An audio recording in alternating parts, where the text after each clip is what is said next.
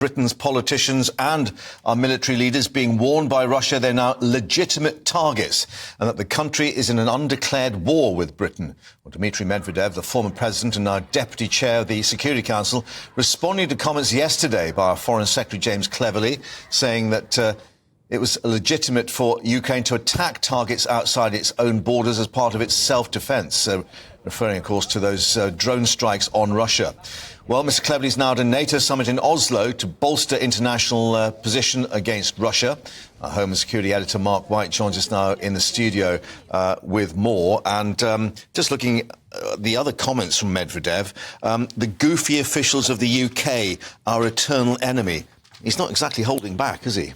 No, it's a very robust, bellicose statement, but, you know, he's a former president. Yeah. He's a key ally of Vladimir Putin. He is not putting this less than veiled threat out to politicians and military officials without sanction from Vladimir Putin. It comes against the backdrop, as you were mentioning there, Mark, of these increasing numbers of drone strikes into Russian territory.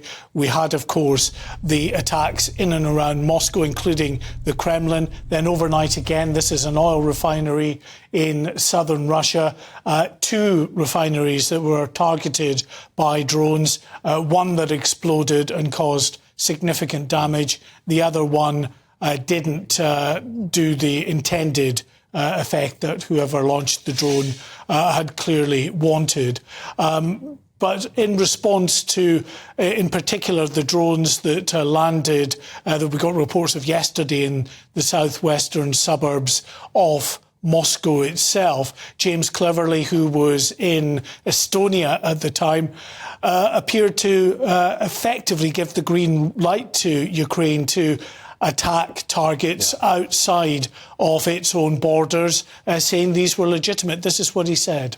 It's important to remember that Ukraine does have the legitimate right to defend itself.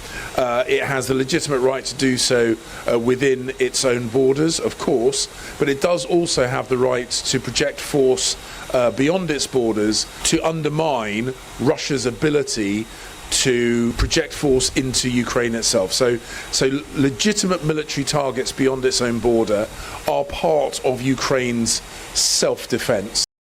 He was also at pains, however, we should point out, no British munitions were actually involved, as far as we know, in these particular raids. Yeah, I mean, in particular, just in recent weeks, of course, the UK government has given Ukraine Storm Shadow cruise missiles, which are, a game changer in many respects for Ukraine because they have a much longer range, of course, very capable of striking right into the heart of Russia if Ukraine had used them to that effect. In order to be given Storm Shadow, they have had to, the Ukrainians, that is, make a commitment to NATO and to the UK that they will not use them to strike into Russia. But their own drones, it seems, according to James Cleverly there, that they have a legitimate right to do that. So in response to that, you have Dmitry Medvedev with this very robust statement. In that statement, he says, the goofy officials of the UK,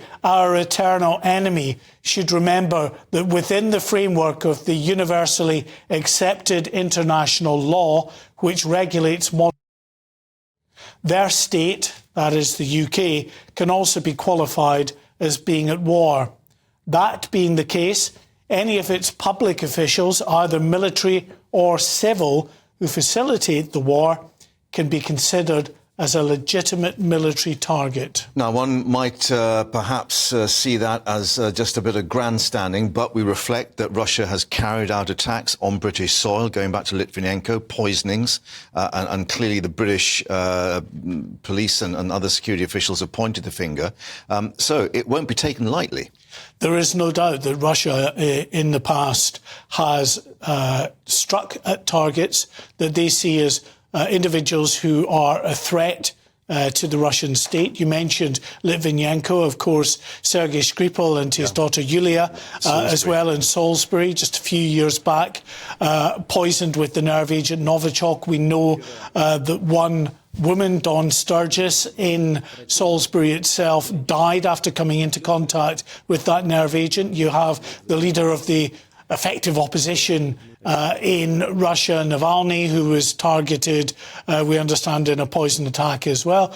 Numerous cases of people around the world that the Russian state has gone after. So you've got to take these threats at face value, given the past and the history. But is there also an interpretation by some defence analysts that it shows an increasing desperation, perhaps, in the Kremlin, and also the recognition that, when the drones start landing in Moscow, that's when people start asking questions of Putin within Russia itself? Yeah, I think there's no doubt that this is, a mounting pressure now being applied to the Russian regime here. Of course, we've had for quite a few months now attacks on infrastructure, oil refineries, military bases, usually in sort of border areas between Russia and Ukraine. But going, as we got on the 3rd of May, into the capital itself, attacking the Kremlin, and then this rather affluent housing estate in the southwestern... Chelsky, as they described it, Well, yes, so that, of course, has a psychological effect on people within Russia. They see that they are no longer insulated from what is going on in Ukraine itself. Mark, thank you for that. And, of course, the Foreign Secretary at a NATO summit in Oslo. We'll get more reaction. There may well be a reaction to what Mr Medvedev has said and the various threats issued.